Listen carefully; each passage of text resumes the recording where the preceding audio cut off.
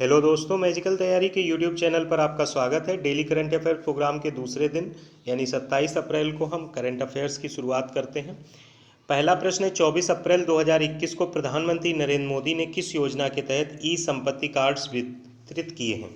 Options हैं प्रधानमंत्री जनधन योजना, प्रधानमंत्री मुद्रा योजना, स्वामित्व योजना या फिर संपत्ति योजना। तो इसका सही आंसर है स्वामित्व योजना। स्वामित्व योजना के तहत जो संपत्तियां गाँव में या शहर के कुछ हिस्सों में ऐसी हैं जिन पर मालिकाना हक नहीं दर्ज है, उनको मालिकाना हक प्रदान करना और उससे संबंधित एक सर्टिफिकेट देना, जिसको ई संपत्ति कार्ड कहते हैं, उसके तहत इस स्वामित्व योजना को के तहत कार्ड दिए गए। ये योजना अगर कब शुरू हुई थी ये पूछा जाए तो 24 अप्रैल 2020 को शुरू हुई थी। कब तक चलेगी? तो 2024 तक चलेगी।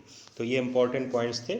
आगे बढ़ते हैं, कुछ फैक्ट्स देखते हैं। फैक्ट्स में है, अनुसूची 11 किस संविधान संशोधन से संबंधित है? तो आपको बता दें ये 73rd अमेंडमेंट जो आपका था 1992 से संबंधित। अगर पूछा जाए इसमें कितने विषय हैं, तो इसमें विषय हैं 29। ये विषय किससे संबंधित हैं?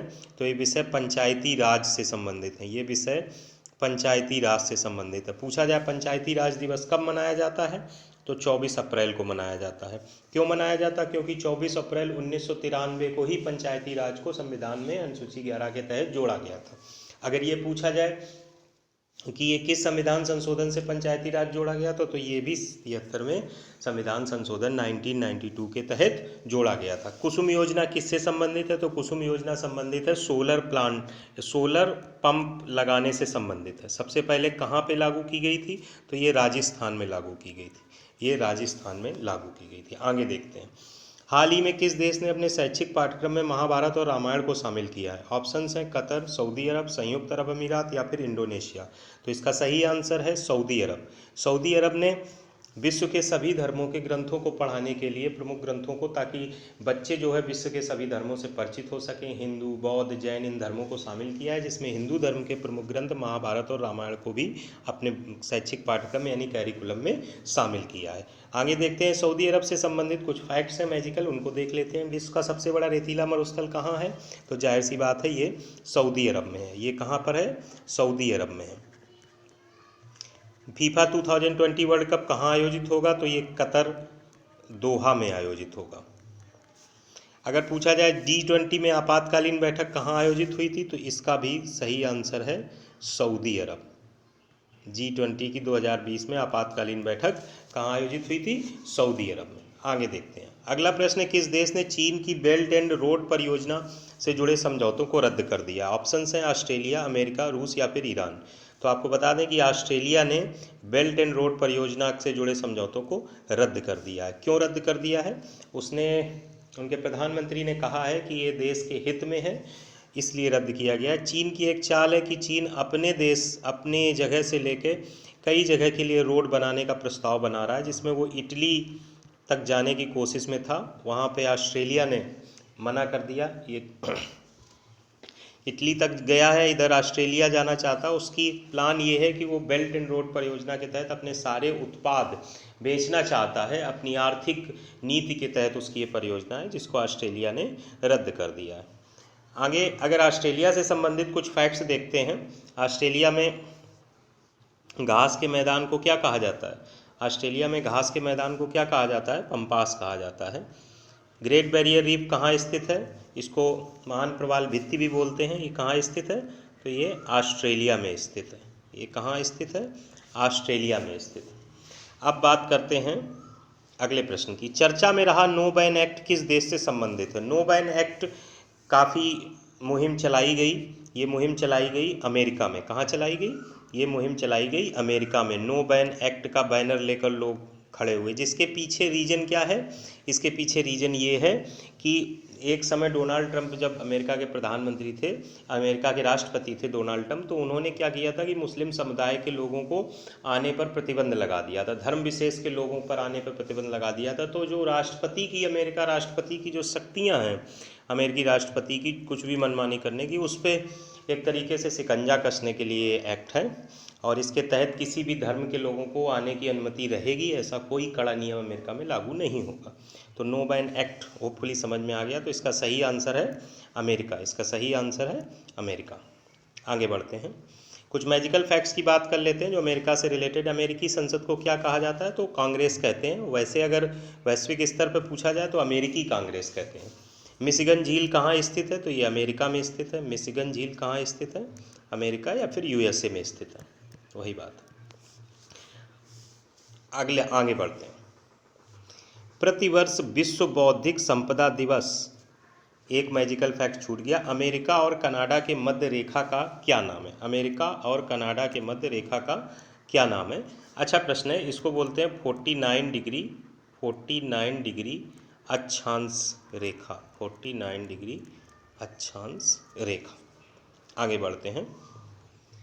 प्रतिवर्ष विश्व बौद्धिक संपदा दिवस कब मनाया जाता? World intellectual property day. बौद्धिक संपदा का मतलब हम अपनी शैक्षिक उपलब्धियों से या अपने इंटेलेक्ट से किसी चीज़ को क्रिएट करते हैं। जैसे सपोज किसी ने कोई बुक लिखी तो ये उसकी इंटेलेक्चुअल प्रॉपर्टी हो गई। तो ये कब मनाया जाता है? तो इसका सही आंसर है 26 अप्रैल को मनाया जाता है। और अगर बात की जाए बौद्धिक संपदा अधिकार सूचकांक की, जो अभी जारी किया गया था हाल ही में, तो उसमें भारत की कितनी रैंक है? तो उसमें भारत को 40वां स्थान मिला है। इसमें भारत को 40वां 40th प्लेस मिला है। ये किस में मिला है? बौद्धिक संपदा अधिकार सूचकांक में।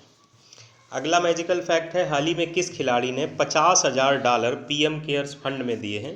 तो ये महान खिलाड़ी हैं अपने पैट कमिंस, जो कि वर्तमान में आईपीएल में कोलकाता नाइट राइडर्स यानी केकेआर की फ्रेंचाइजी से खेल रहे हैं। इन्होंने $50,000 भारत के पीएम केयर्स फंड में दिए हैं, इंडिया के। तो ये एक अच्छा कार्य है। अगला प्रश्न है, हाल ही में चीन ने अपने पहले मार्स रोवर को क्या नाम दिया है? जुरोंग, सेंझाओ 2, परसिवरेंस, इनमें से कोई नहीं। तो आपको बता दें, पहले मार्स रोवर को चीन ने नाम दिया है जुरोंग। जुरोंग जो है एक काफ़ी चीन का ही एक अग्नि देवता का नाम है। चीन के ही एक अग्नि देवता का नाम है जुरोंग। उसके नाम पर पहले मार्स रोवर को इन्होंने नाम दिया है। जो वहाँ पे यान गया है उसमें रोवर लगा हुआ है, उसको नाम दिया। अगर बात कर दी जाए अभी अमेरिका ने जो रोवर भेजा था उसका क्या नाम था? तो परसिवरेंस नाम था। और उस यान का क्या नाम था? इंजीनिटी नाम था। तो इस चीज़ को याद रखिए, अमेरिका के नासा से के थ्रू गया था। आगे बढ़ते हैं। चीनी अंतरिक्ष दिवस कब मनाया जाता? तो चीनी अंतरिक्ष दिवस मनाया जाता है 24 अप्रैल को। 24 अप्रैल को। चीन के पहले उपग्रह का नाम क्या है? Dong Fang Hong first. ये चीन के पहले उपग्रह का नाम है। चीनी अंतरिक्ष दिवस मनाया जाता है 24 अप्रैल को। और चीन के पहले उपग्रह का नाम क्या है? Dong Fang Hong 1। अगर भारत के पॉइंट ऑफ व्यू में 24 अप्रैल की इम्पोर्टेंस देखी जाए तो ये पंचायती राज दिवस के रूप में। आगे बढ़ते हैं। अगला प्रश्न है, 25 अप्रैल 2021 को 93वें ऑस्कर अवार्ड 2021 के तहत सर्वश्रेष्ठ अभिनेता का अवार्ड किसे दिया गया? Frances McDormand, Anthony Hopkins, Chloe Zhao, इनमें से कोई नहीं। आपको बता दें 25 अप्रैल को 93rd ऑस्कर अवार्ड्स घोषित किए गए। इनको एकेडमी अवार्ड्स भी बोलते हैं।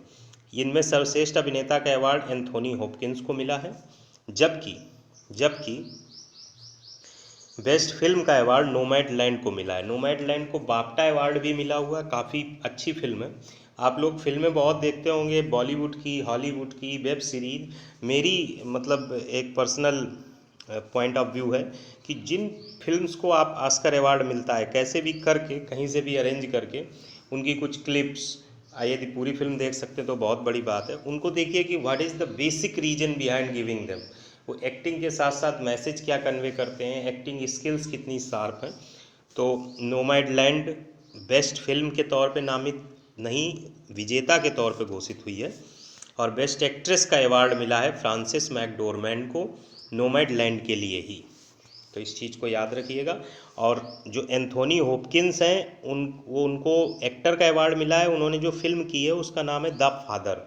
उन्होंने जो फिल्म की है उसको अगर आप देखिए तो उसका नाम है the father. The father film के लिए एंथोनी हॉपकिंस को मिला हुआ है अवार्ड। आगे बढ़ते हैं। इसमें जो 93rd ऑस्कर अवार्ड्स हैं, इसमें एक और भी कैटेगरीज हैं, उनको भी ध्यान में रखते हुए उनको भी देख लेते हैं। जैसे बेस्ट पिक्चर का अवार्ड नोमैडलैंड हो गया, बेस्ट एक्टर का अवार्ड एंथनी हॉपकिंस हो गया, बेस्ट एक्ट्रेस का अवार्ड फ्रांसिस मैकडोरमैंड, ये भी नोमैडलैंड की ही अभिनेत्री थी। बेस्ट डायरेक्टर की बात की जाए तो चालो झाओ, ये नोमैडलैंड के ही थे, यानी नोमैडलैंड ने 3 नॉमिनेशंस में अवार्ड हासिल किए। एक बेस्ट एक्ट्रेस का अवार्ड मिला है, एक बेस्ट डायरेक्टर का मिला है और बेस्ट फिल्म का भी मिला है। अगर बात की जाए बेस्ट सपोर्टिंग एक्ट्रेस की तो Youn Jung Yo Minari film के लिए, best supporting actor Daniel Kaluuya Judas and the Black Messiah के लिए, best international feature film Another Round को मिला है और best animated feature film Soul को मिला है। Best documentary feature film My Octopus Teacher को दिया गया है। आगे बढ़ते हैं। हाल ही में अमेरिका के निचले सदन में किस शहर को 51वां राज्य बनाने के लिए बिल पारित किया गया? अगर बात की जाए निचले सदन की तो निचला सदन अमेरिका का कहलाता है हाउस ऑफ रिप्रेजेंटेटिव।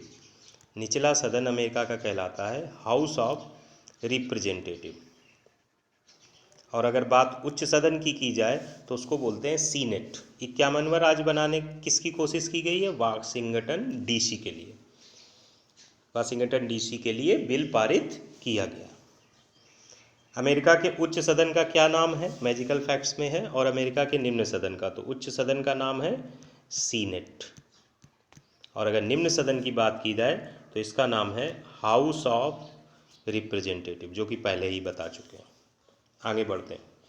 हाल ही में नीति घाटी के सुनमा क्षेत्र में ग्लेशियर फटा है, यह किस राज्य में स्थित है? नीति घाटी उत्तराखंड में स्थित है। नीति घाटी उत्तराखंड में स्थित है, जहाँ पर अभी हाल में ग्लेशियर फटा है। उत्तराखंड के अगर बात की जाए कि उत्तराखंड में सबसे पहला national park Jim Corbett national park, इसको पहले हेली नेशनल पार्क भी कहते थे। और भी चीज़ें उत्तराखंड से करंट अफेयर्स से रिलेटेड हैं, वो मैजिकल फैक्ट में हमने शामिल की हैं, उनको देख लेते हैं। पहला वन चिकित्सा केंद्र किस राज्य में खोला गया? उत्तराखंड। भारत का पहला लाइकेन पार्क कहाँ स्थित है? उत्तराखंड। युवा रोजगारों के लिए होप पोर्टल किस राज्य ने लॉन्च किया? तो फिर उत्तराखंड। तो ये 3 अपने आप में इम्पॉर्टेंट हैं। और उसके साथ जो चौथा भी हमने डिस्कस किया कि नीति घाटी में एक ग्लेशियर फटा है सुनमा क्षेत्र में, जो कि चमोली ज़िले में आता है। उत्तराखंड के चमोली डिस्ट्रिक्ट में ग्लेशियर फटा हुआ था। तो ये उत्तराखंड से रिलेटेड चीज़ हो गई। 10वां और आखिरी क्वेश्चन देखते हैं। हाल ही में किस बैंक ने इम्यून इंडिया डिपॉजिट स्कीम शुरू की है? इम्यून इंडिया डिपॉजिट स्कीम क्या है, पहले ये जान लेते हैं। इम्यून इंडिया डिपॉजिट स्कीम के तहत अगर आप वैक्सीनेशन कराते हैं और ये जो स्कीम है, इसके तहत आपको 0.25% एक्स्ट्रा ब्याज दिया जाएगा, जो भी आपका पैसा जमा है उस पर।